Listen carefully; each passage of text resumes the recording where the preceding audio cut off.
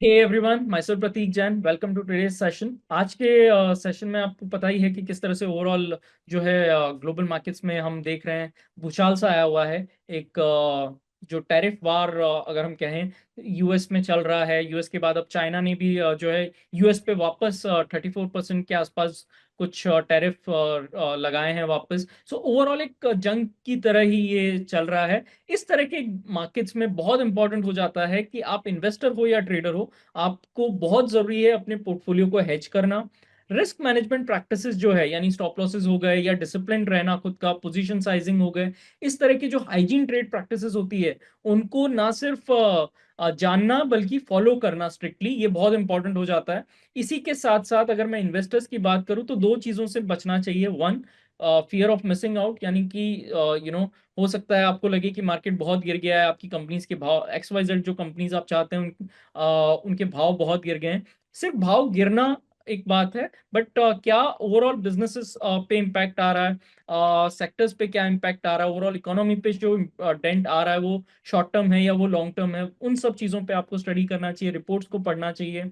और पैनिक में भी नहीं आना चाहिए कि जो इम्पैक्ट है, इज इट मीडिया हाइप और is it actually something happening. तो आपको कई तरह की चीजों को पढ़ना चाहिए, इकोनॉमी को और डीप में स्टडी करना चाहिए, आपकी कंपनीज को और डीप में स्टडी करना चाहिए। और मेरा मानना है, and correct me if I am wrong, कि कभी कभी कुछ ना करना शायद करने से ज्यादा बेहतर हो सकता है। तो इस तरह के फेज में जब आपको साइलेंट रहना होता है तो उस टाइम को यूटिलाइज करना अच्छा है, जहां पे आप बिजनेसेस के बारे में और डीपली स्टडी करो, सेक्टर्स के बारे में और डीपली स्टडी करो, और अच्छे से अपने पोर्टफोलियो को देखो समझो, और उसके बाद कोई जो है इन्फॉर्म डिसीजन आप लो।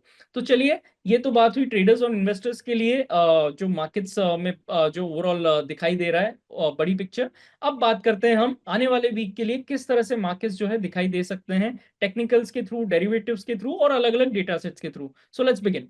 सबसे पहले अगर हम बड़ी पिक्चर देखते हैं कि सेक्टर्स पे क्या डेंट पड़ा है या सेक्टर्स पे ओवरऑल किस तरह का बिहेवियर रहा है इस हफ्ते, तो देखिए सबसे ज्यादा जो पिटाई हुई है सेक्टर वाइज अगर मैं बात करता हूं, तो सबसे ज्यादा पिटाई अगर हम देखेंगे तो वो हुई है आईटी सेक्टर की, मेटल सेक्टर की, ऑयल एंड गैस की, एनर्जी की।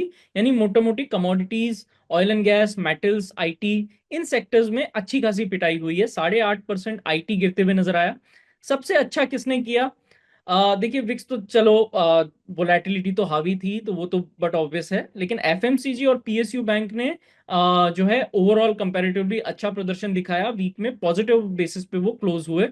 52 वीक हाई से अगर हम कंपेयर करते हैं तो बैंक निफ्टी और प्राइवेट बैंक अब जो है ऐसे दो सेक्टर्स रह गए हैं जो 10% से कम दूरी पर हैं। यानी अगर परफेक्टली बात करूं तो 6% से कम दूरी पर अपने 52 वीक हाई से दूर नजर आ रहे हैं। वहीं अगर मैं बात करूं जो बियर टेरिटरी में सेक्टर्स पहुंच चुके हैं, उनके अंदर Nifty consumer durables, CPSE, oil and gas, auto, IT, energy, reality, ये जो सेक्टर्स हैं ये मोटा मोटी अब जो है अपनी बियर टेरिटरी में ट्रेड कर रहे हैं, क्योंकि 20% से ज्यादा वो अपने 52 वीक हाई से अब जो है दूर ट्रेड कर रहे हैं। जो 52 वीक हाई था उससे 20% से भी ज्यादा जो है गिरते हुए नजर आ रहे हैं।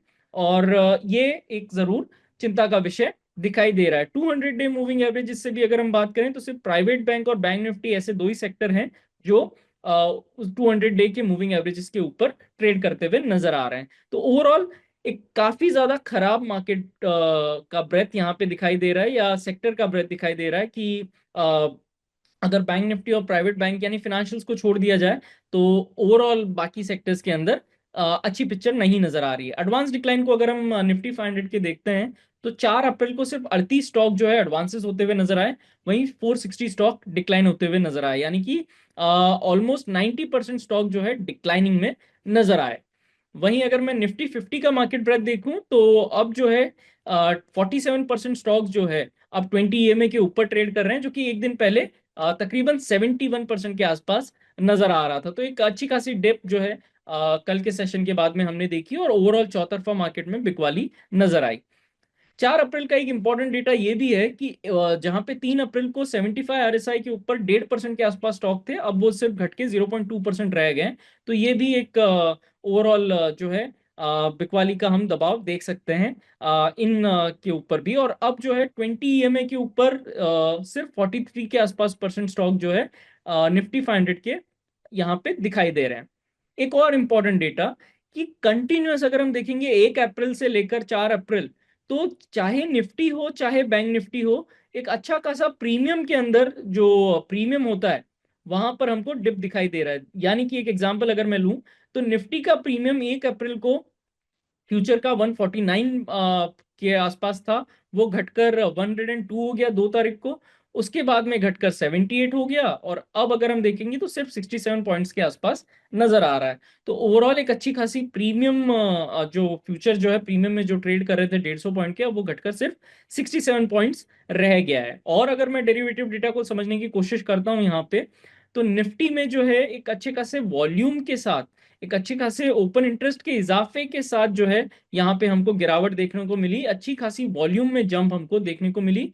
और बैंक निफ्टी के अंदर भी अगर हम देखेंगे तो बैंक निफ्टी में भी एक अच्छे खासे ओपन इंटरेस्ट के साथ यहाँ पे जरूर गिरावट देखने को मिली है। तो एक अच्छी खासी गिरावट हम देख रहे हैं। वहीं फिन निफ्टी इकलौता ऐसा सेक्टर रहा जहाँ पे लॉन्ग बिल्डअप हम देख सकते हैं। और यहाँ पे 12% के आसपास जो है, अगर मैं देख रहा हूँ अप्रैल की एक्सपायरी में 12% के आसपास जो है ओपन इंटरेस्ट चेंज नजर आया। मई की एक्सपायरी को मैं तवज्जो इसलिए नहीं दे रहा हूँ क्योंकि ओवरऑल जो अगर हम कॉन्ट्रैक्ट्स देखेंगे ट्रेडेड, और ओवरऑल जो है यहाँ पे नंबर जो है बहुत छोटा है, तो भले परसेंटेज में बड़ा दिखाई दे रहा है, लेकिन ओवरऑल अगर कॉन्ट्रैक्ट्स की बात करें या ओआई चेंज की बात करें तो वो सिग्निफिकेंट नहीं है। यहाँ पर जरूर अप्रैल के कॉन्ट्रैक्ट में सिग्निफिकेंस नजर आ रहा है, अच्छी खासी यहाँ पे ट्रेड होती हुई नजर आई। तो फिन निफ्टी का अप्रैल कॉन्ट्रैक्ट जरूर यहाँ पे एक अच्छा खासा वॉल्यूम के साथ और अच्छे खासे ओपन इंटरेस्ट के साथ ट्रेड करता हुआ नजर आया। तो फिनेंशियल्स में या फिन निफ्टी जरूर बेहतर नजर आ रहा है। वहीं बाकी जो मेजर इंडेक्सेस हैं वहां पर दबाव साफ देखने को मिल रहा है। तो देखिए सेंसेक्स पे अगर हम आते हैं तो यहाँ पे क्या दिखाई दे रहा है, लोअर हाई लोअर लो का फॉर्मेशन लगातार सेंसेक्स में बना हुआ है। अगर आप मार्च के हाइस को कंपेयर करेंगे फरवरी के हाइस से, तो जो अभी के रिसेंट हाइस है वो कम नजर आएंगे आपको। फिर फरवरी के हाइस को अगर आप कंपेयर करेंगे जनवरी से, या जनवरी के हाइस को कंपेयर करेंगे दिसंबर के हाइस से, और दिसंबर के हाइस को आप कंपेयर करेंगे सितंबर 2024 के हाइस से, तो लगातार जो हाइज है वो नीचे नीचे नीचे शिफ्ट होते हुए आपको नजर आ रहे हैं। यानी कि लोअर हाई फॉर्मेशन जो है सेंसेक्स में दिख रहा है, यानी दबाव जो है ऊपर के लेवल्स पे नजर आता है, नंबर वन।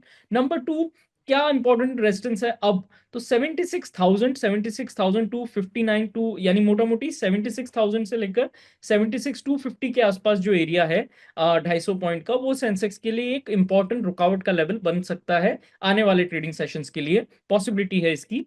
और सपोर्ट कहाँ पे मिल सकता है, 74,900 ये एक इंपॉर्टेंट सपोर्ट एरिया है, क्योंकि यहाँ पे मैं जब फिबोनाची आपको लगा के दिखा देता हूँ तो वहां पे 61.8% के आसपास रिट्रेसमेंट हमको नजर आता है मोटा मोटी।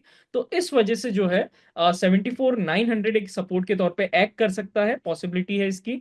और उसके अगर हम नीचे फिसलते हैं तो 74,400 का जो एरिया है वहां पर सेंसेक्स को जो है एक सपोर्ट मिलने की संभावना है, अगर और भी नीचे की तरफ जाता है तो। अब आते हैं हम, इंपॉर्टेंट क्या है, इंपॉर्टेंट ये होगा कि सेंसेक्स 76,000, 76,250 के पार निकले, सस्टेन करें, तब यहाँ पे जो है थोड़ा सा एक शॉर्ट टर्म में पॉजिटिविटी आएगी। हालांकि जिस तरह से ग्लोबल मार्केट्स नजर आ रहे हैं उससे उसको देखकर लगता नहीं है कि बहुत जल्दी जो है चीजें एकदम से सुधर जाएगी। हालांकि हमको लेवल्स पे अगर हम फोकस करें तो लेवल्स के हिसाब से 76,000, 76,250 इंपॉर्टेंट रेजिस्टेंस एरिया, उनके पार निकलने के बाद ही सेंसेक्स में जो है बुलिश साइड में जो है हम सोच पाएंगे। चलिए बात करते हैं मिड कैप निफ्टी और फिन निफ्टी की। यहां पर एक इंपॉर्टेंट बात क्या है, दोनों एक दूसरे के बिल्कुल विपरीत नजर आ रहे हैं। जहां पे मिड कैप निफ्टी जो है अपने सभी मेजर ईएमएस के नीचे ट्रेड कर रहा है, फिन निफ्टी अपने सभी मेजर ईएमएस के ऊपर ट्रेड कर रहा है। यानी एक तरफ आप देखोगे कंप्लीट बुलिश पिक्चर नजर आ रही है, एक तरफ कंप्लीटली बेरिश पिक्चर नजर आ रही है। आरएसआई देखेंगे मिड कैप निफ्टी का 45 के नीचे है, वहीं अगर फिन निफ्टी की बात करें 60 के ऊपर आरएसआई से वो ट्रेड कर रहा है। चलिए थोड़ा सा मिड कैप निफ्टी को मैं अगर एक्सपांड करके दिखाऊं तो यहाँ पे सपोर्ट कहाँ पे है, सपोर्ट है 11,000 के साइकोलॉजिकल लेवल पे। उसके नीचे 10,780, 10,800 का जो रेंज है, जो स्विंग सपोर्ट एरिया है, वहां पर हमको जो है शायद एक बार को थमते हुए नजर आए मिड कैप निफ्टी। अगर वहां से भी फेल होता है उसके बाद तो 10,400 जो 4 जून इलेक्शन का लो है वहां पर रिविजिट करते हुए नजर आ सकता है। इंपॉर्टेंट यहाँ पे एक और चीज है जाननी, कि निफ्टी ने, सेंसेक्स ने एटलीस्ट कोशिश की थी अपने 200 और 100 ईएमए के ऊपर 3 से 4 दिन ट्रेड करने की। मिड कैप निफ्टी ने तो वहां पे कोशिश भी नहीं की, और उसके पार निकलने में तो मतलब वो छोड़ ही दीजिए। तो यहाँ पर अच्छा खासा प्रेशर जो है मिड कैप निफ्टी पे दिखाई दे रहा है, साफ साफ नजर आ रहा है। रेजिस्टेंस कहाँ पे है? तो 11500 जो फ्राइडे का हाई है, पहली चीज। उसके बाद में 11800 का जो एरिया है, यानी मूविंग एवरेजेस के आसपास जो है, वहां पर रेजिस्टेंस मिल सकता है। तो 11500 के जब तक मिड कैप निफ्टी नीचे है, तब तक जो पिक्चर है वो ओवरऑल बेयरिश ही मिड कैप निफ्टी में नजर आ रही है। तो इस तरह के जो सेटअप होते हैं, उनके अंदर जो है डायरेक्शनल ट्रेड्स जो है बाय मींस ऑफ स्प्रेड्स या ऑप्शन स्ट्रेटजीज के through one can study. Second, अगर मैं बात करता हूं फिन निफ्टी की, तो जैसे मैंने बात की कि कंप्लीट अपोजिट पिक्चर है। अपोजिट यानी कि क्या? सभी मेजर मूविंग एवरेजेस के ऊपर ट्रेड कर रहा है, और जो ओवरऑल सेटअप है उसके हिसाब से 24,500 के आसपास जो है सपोर्ट मिलते हुए नजर आएगा। वहीं 24,300 जो है सेकंड रेंज ऑफ सपोर्ट। ऊपर में रेजिस्टेंस कहाँ पे है? 25,000 और 25,300, मोटा मोटी ये रेजिस्टेंस की एरियाज बन सकती है। और अच्छी बात यह है कि फिन निफ्टी कुछ चुनिंदा सेक्टर्स में से एक है जिसने अपना लाइफ टाइम हाई, अगर मैं देखूं तो लाइफ टाइम हाई जो है बनाते हुए नजर आया था, और वेरी रिसेंटली इसने अपना लाइफ हाई बनाया। अब पर टिकने में जरूर वहां पे विफल रहा। हालांकि ओवरऑल जो चार्ट फॉर्मेशन है वो ज्यादा पॉजिटिव जो है बाकी इंडेक्सेस से कंपेयर करते हैं, तो फिनेंशियल्स ज्यादा पॉजिटिव भी नजर आ रहे हैं। मे बी एक एंटिसिपेशन है कि आरबीआई जो है जो रेट कट्स यहाँ पे आ सकते हैं, उसके एंटिसिपेशन में भी फिनेंशियल शायद अच्छा कर रहे हो। मिड कैप निफ्टी का मैं यहाँ पे एक ऑप्शन चेन जरूर दिखाना चाहूंगा कि क्या हो रहा है। 11,000 का जो पुट ऑप्शन, 11,000 की स्ट्राइक है, वहां पर अच्छी खासी अनवाइंडिंग यहाँ पे मिड कैप निफ्टी के पुट ऑप्शन में हमको देखने को मिली।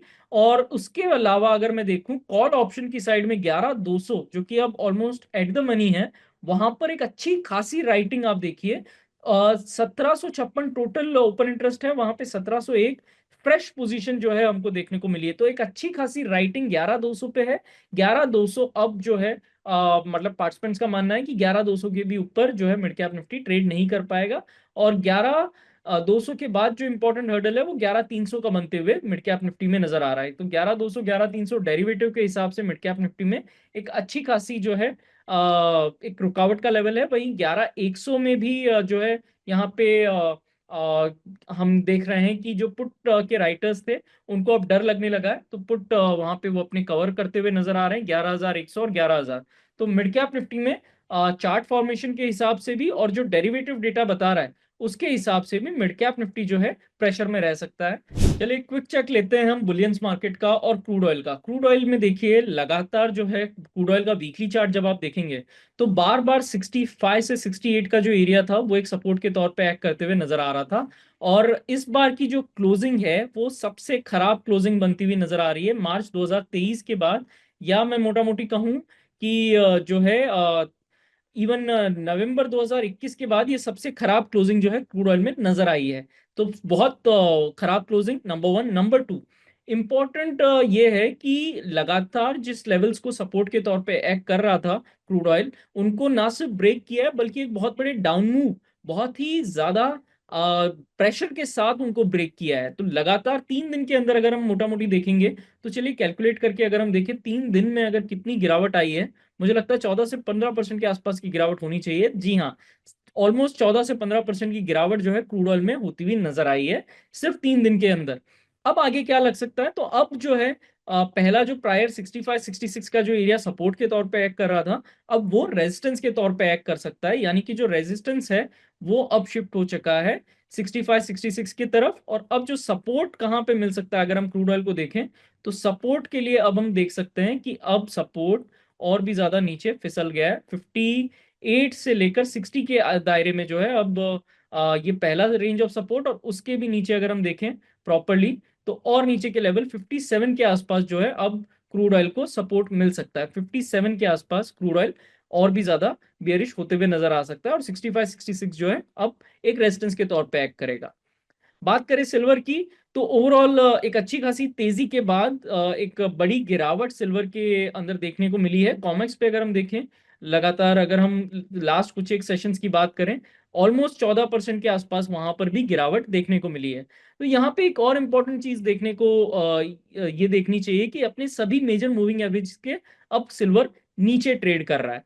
तो जहां पर एक अप ट्रेंड था, वहां पर अब एक शॉर्ट टर्म जो नीजर्क रिएक्शन हमको देखने को मिला है, जो भी टैरिफ्स के बाद, अनाउंसमेंट के बाद, क्योंकि सिल्वर एक इंडस्ट्रियल मेटल भी है, तो सीधी सी बात है, एक दबाव यहाँ पे दिखाई दे रहा है। ऊपर में अब रेजिस्टेंस जो है 30.17, ये एक रेजिस्टेंस के तौर पे एक्ट करेगा। जब तक इसके ऊपर नहीं जाता है या सस्टेन नहीं करता है, तब तक जरूर ये गिरावट और भी ज्यादा हो सकता है हमको बढ़ते हुए नजर आए, या फिर एक साइडवेज ट्रेड यहाँ पे बनते हुए नजर आए। 30.70 के ऊपर ही एक न्यूट्रल जो है बायस बनेगा सिल्वर में। गोल्ड को अगर हम चेक करते हैं, तो गोल्ड में हालांकि इतनी बड़ी गिरावट अभी तक देखने को नहीं मिली है। गोल्ड अभी भी अगर हम देखेंगे तो ओवरऑल सिर्फ 4% के आसपास ही ऊपर के लेवल से गिरा है। हालांकि यहाँ पर एक इंपॉर्टेंट चीज ये है कि गोल्ड ने अपने जो मूविंग एवरेजेस एरिया है, चाहे वो 20 डे का मूविंग एवरेज हो, जो उसने लास्ट अगर हम देखें जनवरी के बाद में कंटिन्यू उसके ऊपर सस्टेन करने की कोशिश की है लगातार। और इस बार क्या ये सस्टेन हो पाएगा या नहीं, क्या यहाँ से वापस गोल्ड तेजी पकड़ेगा, या जो है गोल्ड अब आने वाले सेशन में जो अपना नेक्स्ट मूविंग एवरेज सपोर्ट है 29, 30, 35 वहां पर, और उसके बाद में 28, 40, 28, 50 के लेवल्स को टेस्ट करेगा। This is something to watch. Resistance कहाँ पे है? रेजिस्टेंस की अगर हम बात करते हैं, तो अब जो एरिया है रेजिस्टेंस के लिए, वो 31, 100, 31, 120 का जो आसपास का एरिया है, मोटा मोटी उस जोन में जो है रेजिस्टेंस गोल्ड को मिल सकता है। तो गोल्ड को अभी भी ओवरऑल बायस गोल्ड का अगर हम देखें चार्ट्स के बेसिस पे, तो हालांकि इतना खराब नहीं है, लेकिन अब एक वेट एंड वॉच जोन में गोल्ड आते हुए नजर आ रहा है। तो this is it for the day. Having said that, tough time don't last but tough people do, and this too shall pass.